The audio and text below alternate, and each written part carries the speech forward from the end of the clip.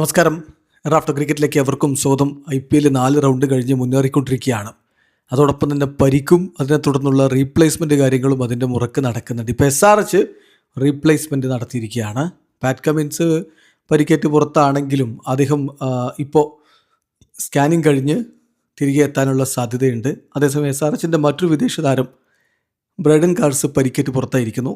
പകരം ഇതാ ശ്രീലങ്കൻ താരം ദിൽഷൻ മധുഷാങ്കയെ സ്ക്വാഡിലേക്ക് എടുത്തിരിക്കുന്നു. ഒഫീഷ്യലി ഈ കാര്യം ഇപ്പോൾ IPL അറിയിച്ചിരിക്കുകയാണ്.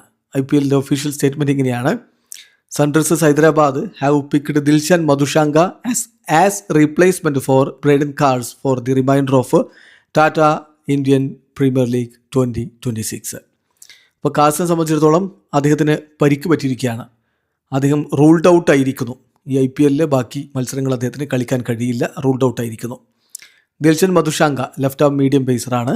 അദ്ദേഹം ശ്രീലങ്കൻ താരമായിട്ടുള്ള താരം. അവർക്ക് വേണ്ടി ഒരു ടെസ്റ്റും 28 ഏകദിന മത്സരങ്ങളും 19 T20I മത്സരങ്ങളും കളിച്ചിട്ടുണ്ട്. 70 വിക്കറ്റുകളാണ് ഇൻ്റർനാഷണൽ ക്രിക്കറ്റിൽ അദ്ദേഹം ആകെ നേടിയിട്ടുള്ളത്. അദ്ദേഹം 75 ലക്ഷം രൂപക്കാണ് SRHലേക്ക് ജോയിൻ ചെയ്യുന്നത്.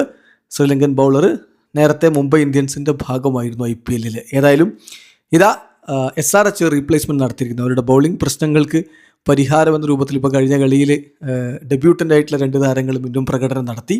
അതോടൊപ്പം ഇതാ മറ്റൊരു അഡീഷൻ കൂടി, വിദേശ താരത്തെ ദിൽഷൻ മധുഷാങ്കയെ സ്ക്വാഡിലേക്ക് എടുക്കുന്നു. വീഡിയോ അവസാനിക്കുന്നു. ക്രിക്കറ്റ് ലോകത്തെ കൂടുതൽ വിശേഷങ്ങളുമായി റാഫ്റ്റോക്സ് വീഡിയോ എത്താം.